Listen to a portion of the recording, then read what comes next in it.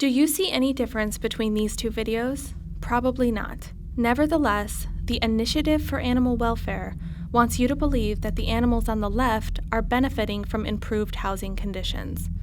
PETA Germany's investigation into farms that claim to adhere to the Initiative for Animal Welfare demonstrate once again that animals on those farms lead a life just as miserable as animals on other farms.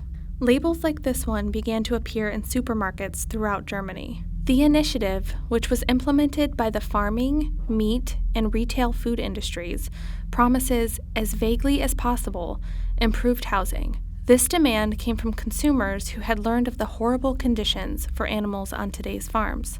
But the initiative is little more than a sham.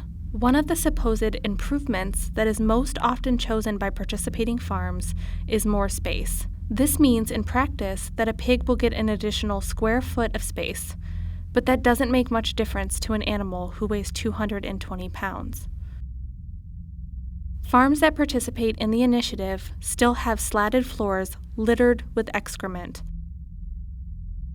animals suffering from bite wounds, piglets covered with flies, and sows unable to move inside their tight gestation crates, as well as many dead animals. Images of these farms barely differ at all from those of standard farms, yet participating farms are intensively marketed as more animal-friendly. The logo on the packaging says nothing about housing conditions. The meat does not have to come entirely from certified farms. One thing is clear. At the register, consumers are paying for nothing more than a good feeling based on a fantasy.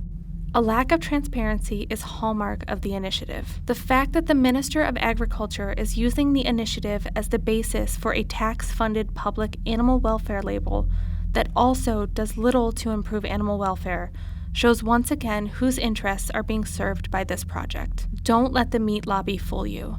Choose plant-based alternatives.